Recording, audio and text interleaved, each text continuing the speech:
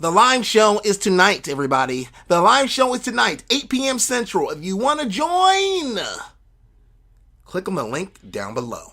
Why is Rick and Morty so popular? More importantly, how did this even happen?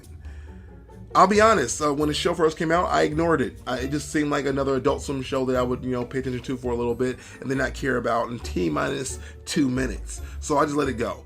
But then I look up and there's t-shirts everywhere, there's posters, you go to a convention and there's several Ricks running around and it's literally become a cultural phenomenon.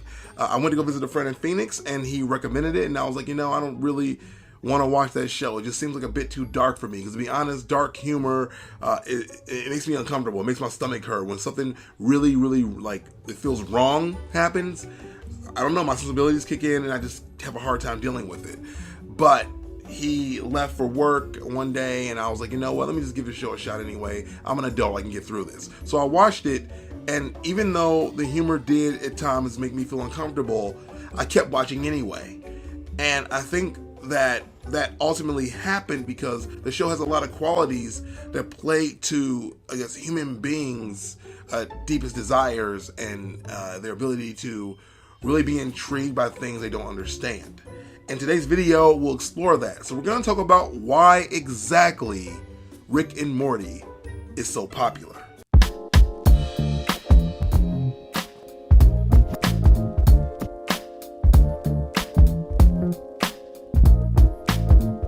Because I don't like playing the YouTube game where I tease a idea or a topic and then I wait until the middle of the video to actually answer it, I'm just going to tell you right now the number one reason that people love this show. It's the lore, it's the mystery, it's the parts that keep you intrigued. I'll tell you right now, as I said earlier in this video, that I don't like dark humor.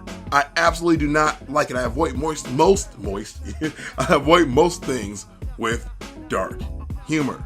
But for some reason, when I sat down and watched this, I got pulled in because there were all these questions that were left hanging.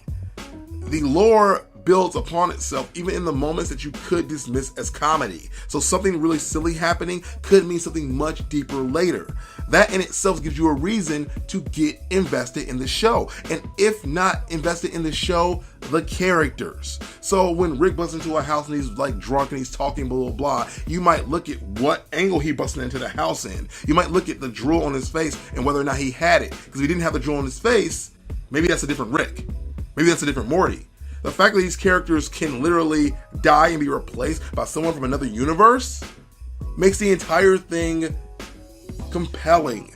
You care more and more and more about what's going to happen next because every single little thing that happens could play into that bigger story. And ultimately, we as humans want to always know what's going to happen next. Mystery and intrigue will win every single time. That's why Lost was so popular. Lost was amazing because they built upon itself, or they built upon their own ideas again and again and again until ultimately they weren't able to actually deliver on what the imagines of the fans were able to come up with.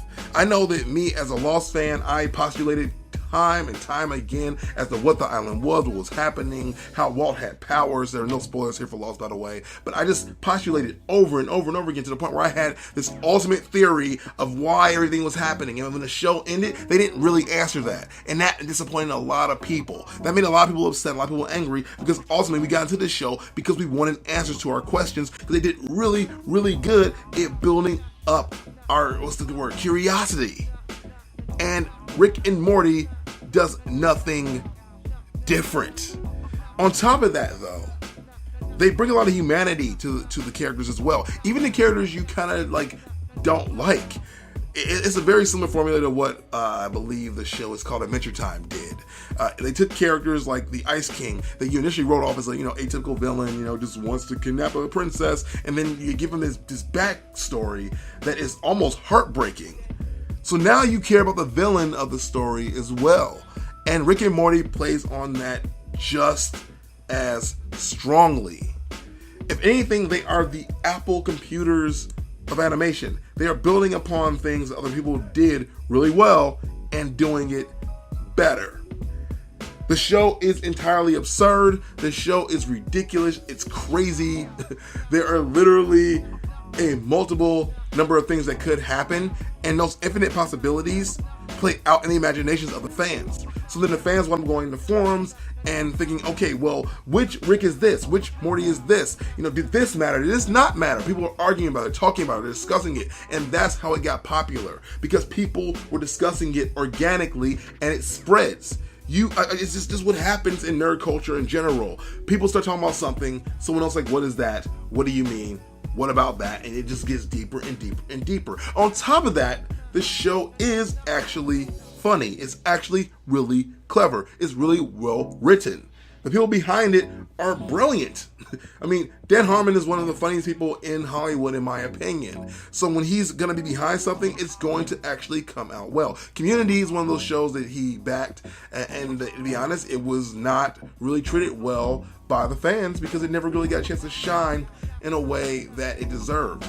And I think that this is now his opportunity to have something that actually resonates. And just to me, I think that it's hard to not get invested in these characters. I think that you look at Rick, and you, even if you're not an alcoholic mad scientist, you still see a bit of yourself. You look at Morty, and I think if you've ever been insecure, if you've ever been nervous, if you ever needed to be brave, and in a time when you weren't ready to, you see a lot of yourself.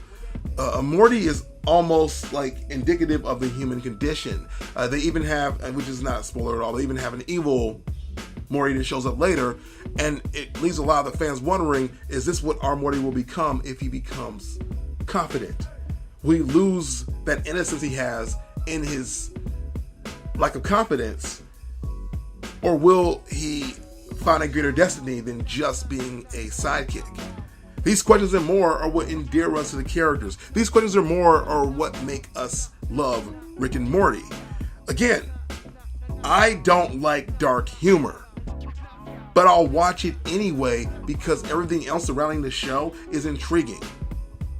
On top of that, you couple in a lot of action, a lot of social commentary, and oh my god, the homages. If you've liked movies at any point in your life, you'll find a reason to love Rick and Morty. They play around with ideas and prospects that other shows don't touch on, even things like the existence of God. I mean, obviously in the show, well, not obviously, but it's just obvious if you watch it, Rick is an atheist, and he is constantly, striking at God. But then when he's really in trouble, he calls on God. When he's really in trouble, he talks about, needing Jesus in his life. And then other characters don't necessarily just go, well, you're right, Rick. That God thing sure is stupid. They challenge him. They actually have conversations about it, or at least a note of a conversation where you don't think that what Rick thinks is always correct. The show does a really good job of being both deep, introspective, self-aware, improvisational, funny, absurd, human, mysterious, and altogether intriguing. It hits on multiple facets of the human psyche. Rick and Morty plays on things that ultimately all humans care about. That's why things like the Mandela effect are so popular, because the idea of opening up our worlds to more possibilities is awesome. I'll be honest, for a while there, I did think the Mandela effect was kind of real. I was thinking like, yo, I don't remember no Bernstein Bears. I was Bernstein, baby. What you talking about? Magic mirror on the wall. It's mirror on the wall. The idea that somehow our universe slipped into another universe and now we have these blending of worlds. Or maybe there's another version of me that got lost in the subsanctum. It's so exciting to me. It's so fun, even though I think that ultimately it's not real and that we just remember things wrong. Rick and Morty knows that, and because it's a cartoon and it can do more with imagination than other properties can, it's taking it as far as it can go. It plays on that very simple human desire to explore. And I have to say that for that reason, that's why I like it. I haven't even seen all the episodes. I literally watch other people talk about the show, and that in itself is entertaining for me. Me hearing about the lore is entertaining to me. Me hearing about the things that could have happened make me go back and watch other episodes randomly to find out what the heck that was. There are little stupid jokes like Pickle Rick that have huge implications later, or could. And that in itself is what makes the show almost addictive, like a drug. Because once you get a little more, you want even more. Once you get a little bit, you want even more bits. Once you get a taste, you want the whole bag. Rick and Morty knows that. And that's why it's popular. It plays on the very desire of human ability to imagine, to be creative, to explore. Even the really funny parts of the show could mean something later that could change the entire world. And that's why Rick and Morty is popular. Thank you guys so much for watching. I just want to say real quick, I appreciate all of you. And yeah, what do you think about Rick and Morty? Do you watch it? Are you wondering why it's so popular? Did this video help? Let me know by leaving a comment down below. Oh yeah. Non-backwards hat Chris, everyone hates you. Okay? We all hate you. I'll put up a poll right here. You let me know which one of us you hate the most. Backwards hat Chris or non-backwards hat Chris. The Civil War is on.